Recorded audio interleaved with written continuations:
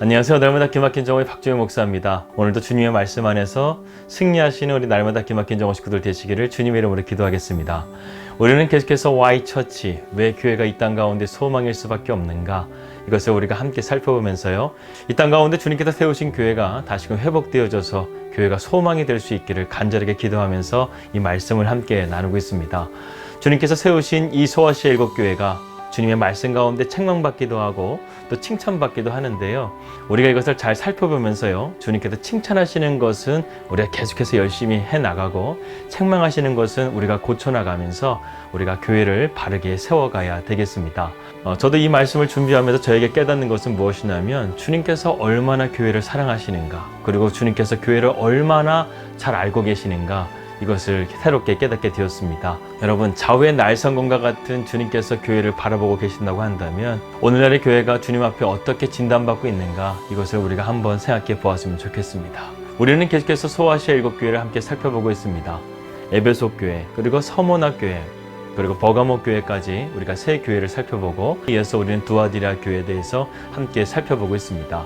처음에 이 세 교회, 에베소 교회, 서모나 교회, 버가모 교회는 그래도 그들이 믿음을 굳게 지키면서 어느 정도는 주님께 인정받았던 교회였습니다. 오늘 우리가 함께 살펴보게 될 두아디라 교회는 주님 앞에 정말로 강한 책망을 받게 됩니다. 그래서 그런지 이 두아디라 교회가 7교회 중에 가장 많은 절수를 포함하고 있습니다. 그만큼 이 교회가 문제가 많았고, 주님께서 이 교회를 향해서 참 할 말이 많으신 것 같다, 이런 생각을 해보게 되는데요, 오늘 두아디라 교회 두 번째 시간을 여러분들과 함께 나누도록 하겠습니다. 제가 이 두아디라 교회 문제점을 자세하게 살펴보려고 하는 것은요, 그만큼 두아디라 교회의 문제점이 참 많았다는 것입니다. 그것을 한 시간에 다 설명하기에는요, 너무나 부족한 것이 많고, 또 우리가 교회론에 대해서 함께 생각해보는 시간이기 때문에 교회가 이런 문제에 대해서 주님께서 어떻게 이 문제를 해결하시기를 원하시는가, 이러한 대안점들도 함께 생각해보는 시간이 되었으면 좋겠습니다. 먼저 주님께서는 두아디라 교회를 향해서 칭찬을 하십니다. 나는 내 행위와 내 사랑과 믿음과 섬김과 오래 참음을 알고 있고, 또 내가 나중 행위가 처음 행위보다 더 훌륭하다는 것을 알고 있다, 이렇게 말씀하고 있습니다. 정말 황홀할 정도로 주님께서 축복해 주시고 칭찬해 주시는 것을 보게 됩니다.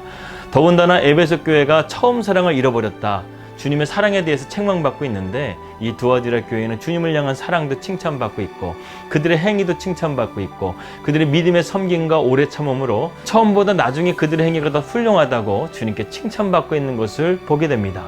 또한 두아디라 교회는 주님께 사랑만 칭찬받은 것이 아니라 그들이 이단의 유혹으로부터도 믿음을 잘 지켜내었다, 이렇게 말씀하고 있습니다.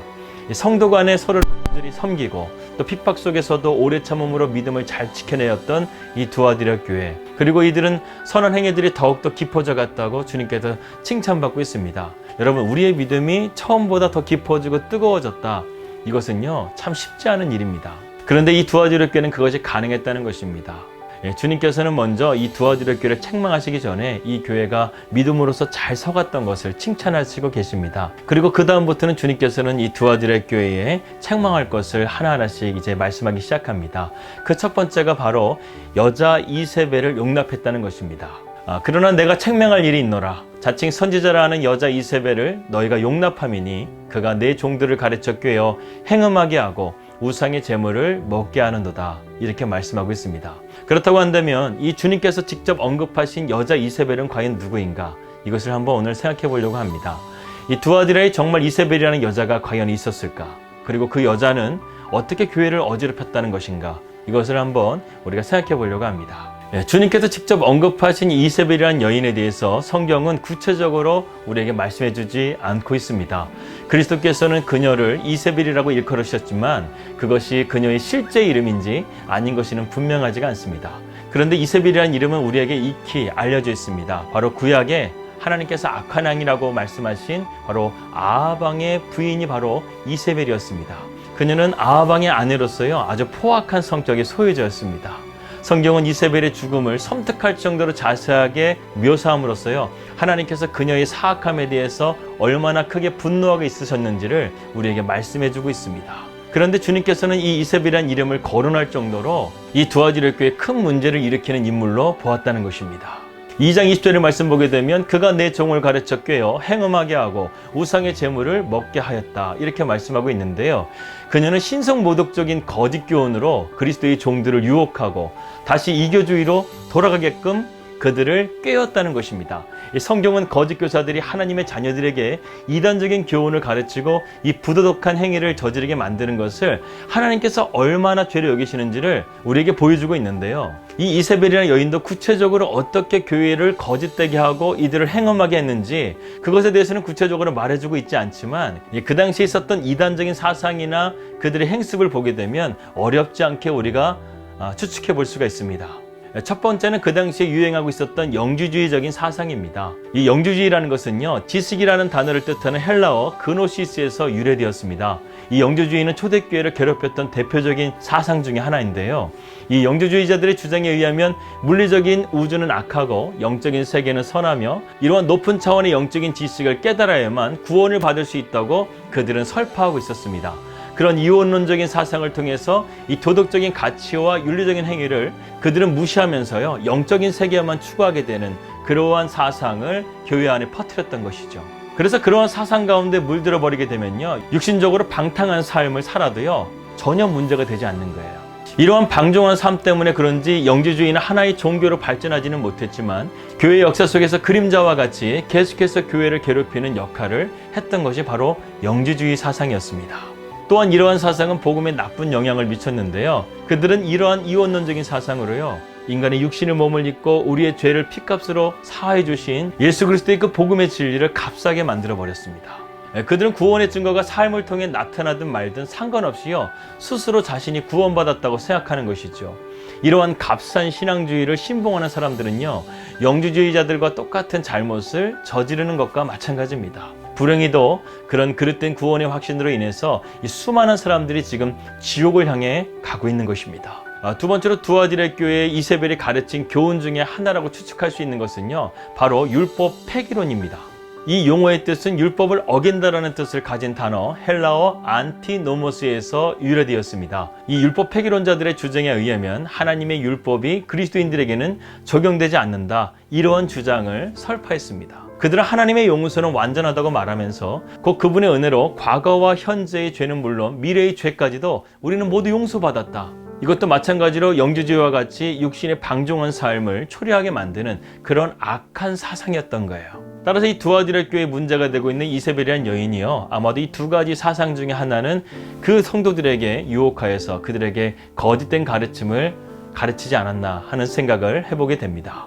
무엇보다 중요한 것은 주님께서 이 모든 것들을 다 알고 계셨다는 것입니다. 그리고 주님께서는 어떤 방법을 통했는지 우리는 알 수 없지만 그들로 하여금 이것이 잘못됐다라고 말했음에도 불구하고 그들은 그것을 회개하지 않았다고 주님께서는 말씀하고 있습니다. 그래서 주님께서는 이 두아디라 교회에 하나님의 그 진노의 심판이 임박했다고 말씀하고 있습니다. 이스라엘 역사상 가장 악한 여왕이었던 이세벨이 죽은 지 1000년이 지났는데 주님께서는 이 신약에서 그 이세벨의 여인이 떠오를 정도로 그녀의 이름을 지목할 정도로 마치 그녀가 환생한 것과 같이 하나님의 교회를 어지럽히고 그들을 음행하게 만들었던 그 여인을 두아디라 교회가 받아들이고 그것을 용납한 것에 대해서 주님은 책망하고 계십니다.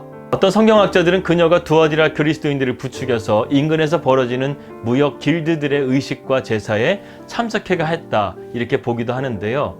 그러한 행사들은 말할 것도 없이 이방 신들에게 제사 드릴 음식을 먹게 하고 또 무절제한 방종하는 자리였다는 것을 어렵지 않게 우리는 알 수 있습니다. 그런 점에서 주님이 보시기에 두아디라 교회는 죄를 용납한 교회였다는 것을 주님께서 지적하고 있는 것이죠. 이 두아디라 교회는 죄와 윤리적인 문제, 즉 거룩함을 주님께서 책망하고 계신 것입니다. 두아디라 성도들은 과연 왜 그랬을까요? 그들에게 도대체 무슨 일이 있었던 것일까요? 무엇이 그들에게 결핍되어 있었던 것일까요? 주님께서는 이 두아디라 교회를 회복할 수 있는 방법을 무엇이라고 말씀하고 있는 것일까요? 우리가 그것을 다음 시간에 함께 살펴보도록 하겠습니다.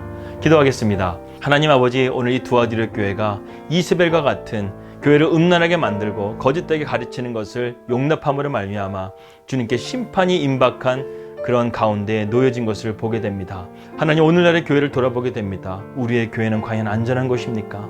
하나님의 진노의 심판을 받기 직전에 있는 그런 교회의 모습은 아닙니까? 우리가 깨어있어서 지금 회개하게 하시고 주님께서 원하시는 바른 교회의 모습을 걸어가게 하여 주시옵소서. 예수님의 이름으로 기도하였습니다. 아멘. 예, 세상이 아무리 뭐라 한다 할지라도 주님께서 이 땅 가운데 소망으로 두신 것은 바로 교회입니다. 이 소아시아 일곱 교회도 주님께서 소망이 있기 때문에 그들을 책망하신 거예요. 여러분, 우리가 말씀을 보면서 주님께서 교회를 너무 책망하시는 것이 아닌가, 이것에 대해서 너무 낙심하지 마시고요. 이 책망하신다는 것은 그만큼 주님께서 교회를 사랑하신다는 뜻입니다. 사랑하시기 때문에 주님께서는 교회가 다시금 회복되기를 원하시고 또 이 땅 가운데 소망이 되기를 원하시고 있습니다. 그런 교회가 되기를 우리가 함께 꿈꾸면서요, 이 땅에 있는 교회들이요 다시 한번 일어나기를 기도하며 소원합니다. 평안한 하루 되시고요, 우리 믿음으로 승리합시다. 할렐루야.